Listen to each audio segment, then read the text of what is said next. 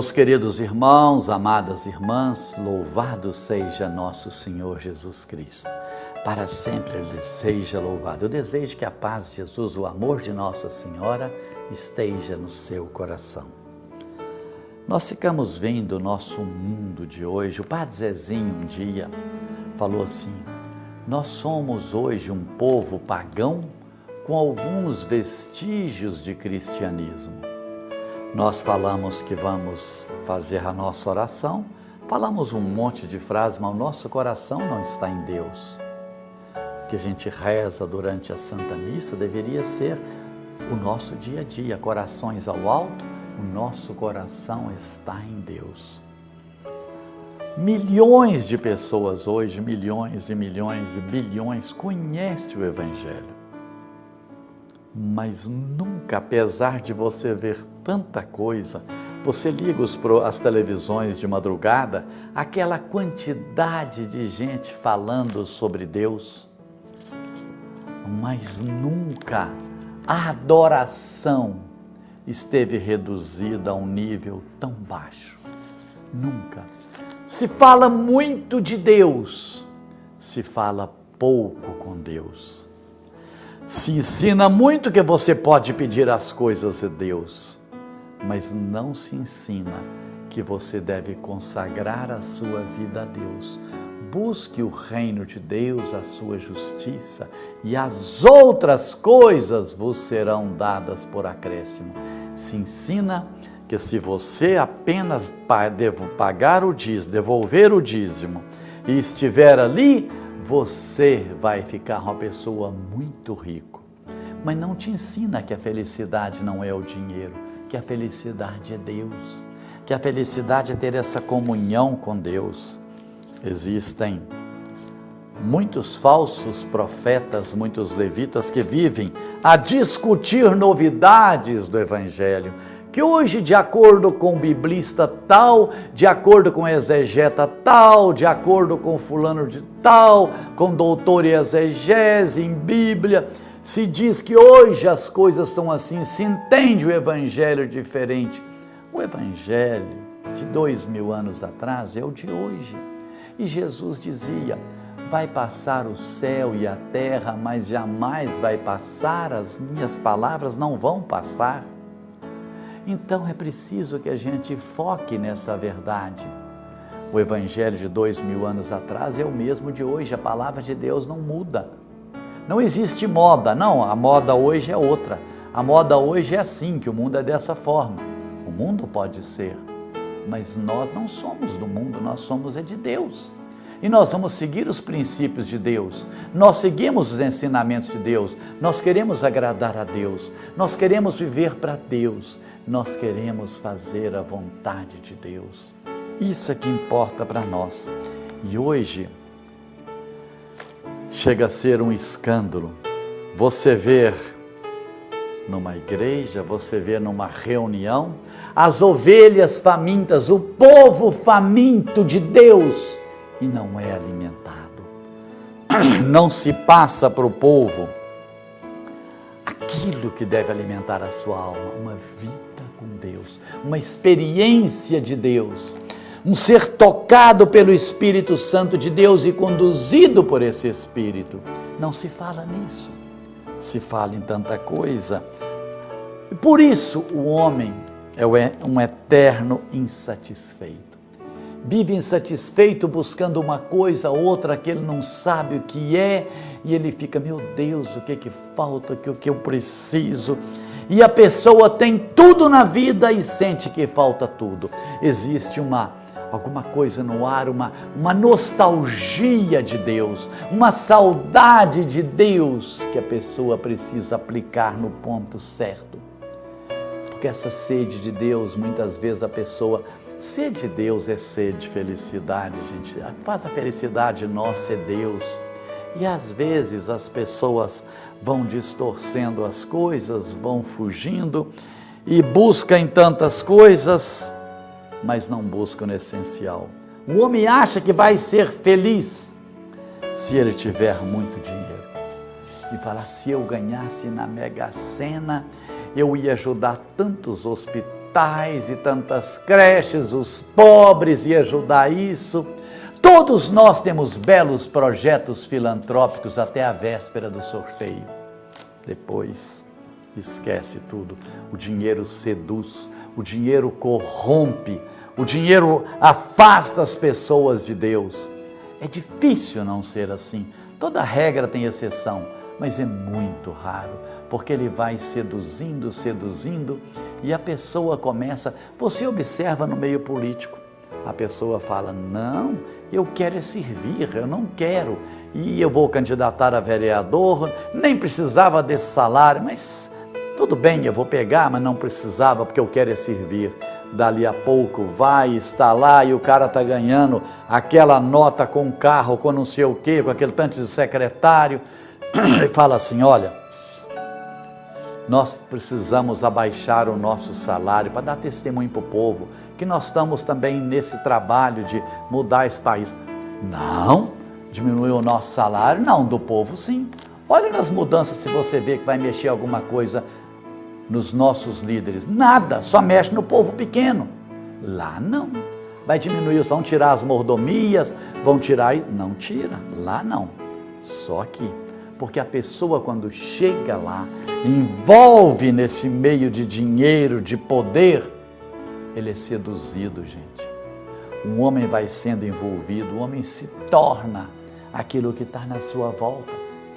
Então, nós precisamos sempre focar nisso.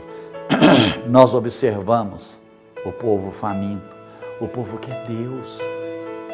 As ovelhas estão ali querendo ser alimentadas, mas não experimentam, gente, não experimentam. Só de escutar falar de Deus não muda ninguém. Só de saber a Bíblia de cor não muda ninguém. Você pode ver que o diabo citava a Bíblia para Jesus, não está escrito naquele seu livro, que você vai pular cá de cima e os anjos vão te aparar. Pula para a gente ver. Usava a palavra de Deus tentando, conhece a palavra de Deus. Não é conhecer. Não é, gente, é experimentar. E a pessoa que não busca essa comunhão com Deus, essa profundidade com Deus, essa intimidade, essa amizade, ele não vai falar de uma pessoa, ele vai falar de ideias. Ideia não alimenta ninguém, só as ideias não mudam a vida de ninguém. O que muda uma pessoa é a experiência de Deus. Olha Pedro antes de Pentecostes, Pedro depois de Pentecostes. Antes era uma pessoa cheia de boa vontade, mas só boa vontade não dá.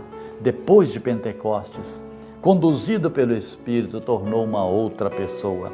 É isso que a gente precisa de ver. Pedro antes, se você olhar e falar assim, não, Senhor, eu dou a vida pelo Senhor, Senhor, eu faço isso, e os outros podem fazer, mas eu jamais. É humano. Dali a pouquinho, diante de uma empregada da casa, não conheço, não sei quem é esse tal de Nazareno. Dali a pouco, 50 dias depois, esse Jesus que vocês crucificaram, verdadeiramente é o Filho de Deus. Quem dissesse que alguém era o Filho de Deus era condenado à morte. Ele teve medo diante de uma empregada da casa e agora não tem medo diante de milhares de pessoas. Onde está a diferença?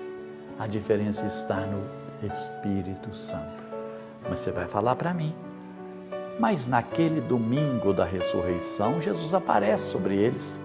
Soprou sobre eles dizendo, receba o Espírito Santo. E eu pergunto, recebeu? Claro que recebeu.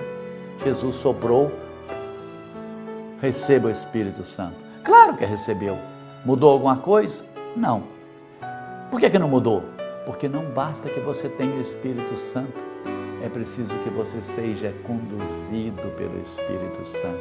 Que você peça, Espírito Santo, venha conduzir o meu falar, meu pensar, meu ouvir, os meus olhos, meus sentimentos, minhas emoções. Eu quero ser conduzido por Deus, porque eu quero agradar a Deus, porque eu quero fazer a vontade de Deus. Quanta gente você vê por aí hoje, lá no Senado, na Câmara, tal, que está ali fazendo um monte de besteira e recebeu o Espírito Santo, mas não é conduzido pelo Espírito Santo.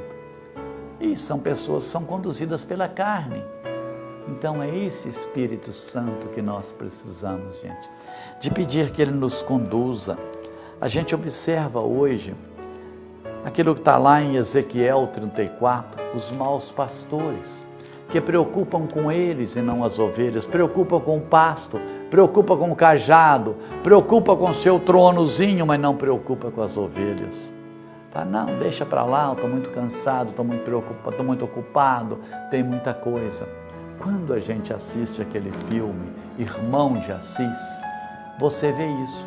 Quando foram chamar o Dom Guido, e ele estava ali comendo aquele banquete, né? E fala que eu estou ocupado, que eu estou rezando, que eu estou qualquer coisa. Não. E não estava, porque não tem um coração de coisa. Claro que o Dom Guido não era aquilo, o Dom Guido era muito amigo de São Francisco, mas aquilo era uma crítica, quem fez aquele filme, uma crítica à igreja da época, em que eles se preocupavam só com eles, aquela disputa, e o povo fica para lá. Então a gente observa aquilo que está ali, Jesus. Então Deus falando para nós através daquele trecho de Ezequiel 34, já que os maus pastores não cuidam das minhas ovelhas, eu mesmo vou cuidar das minhas ovelhas. Tenha certeza, Deus cuida de você, Deus ama você, Deus está do seu lado dizendo, eu estou com você, não tenha medo, não se assuste, não apavore, eu estou com você. Deus quer te conduzir a ser uma pessoa de Deus, uma pessoa que busque a amizade com Deus, a intimidade com Deus, fazer de você um adorador, que adore o Pai, o Filho e o Espírito Santo, em espírito e em verdade. No diálogo com a samaritana, Jesus disse e falou ali para eles, olha, o Pai deseja adoradores que o adorem em espírito e em verdade. São esses adoradores que o Pai deseja. E nós devemos dizer, eu quero, Senhor, ser um desses adoradores. Vem, Espírito Santo, me dá a graça de ser um adorador.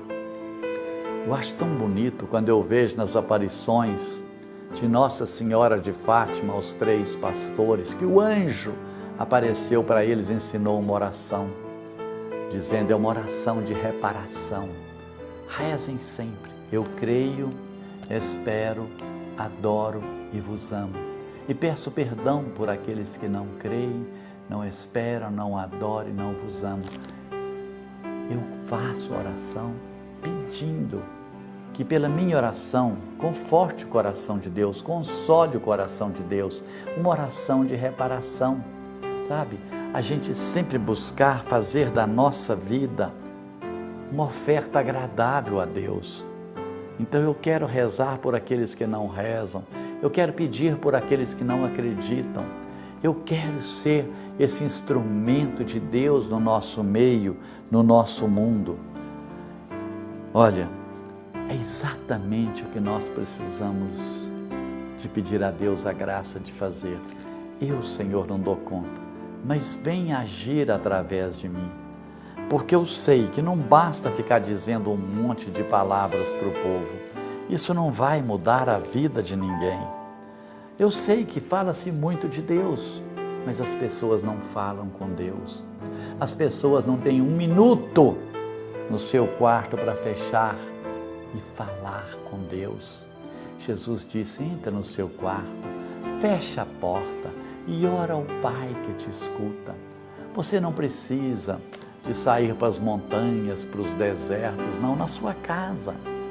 Jesus disse para a samaritana, os verdadeiros adoradores devem adorar em espírito e em verdade, em qualquer lugar. Se você estiver na montanha, se você estiver na praia, se você estiver na lotação, se você estiver no serviço, em qualquer lugar, você pode estar adorando a Deus. São esses adoradores que o Pai deseja. Meus queridos, fiquem com Deus, Deus os abençoe. Até nosso próximo programa, se Deus quiser. Em nome do Pai, do Filho e do Espírito Santo. Amém.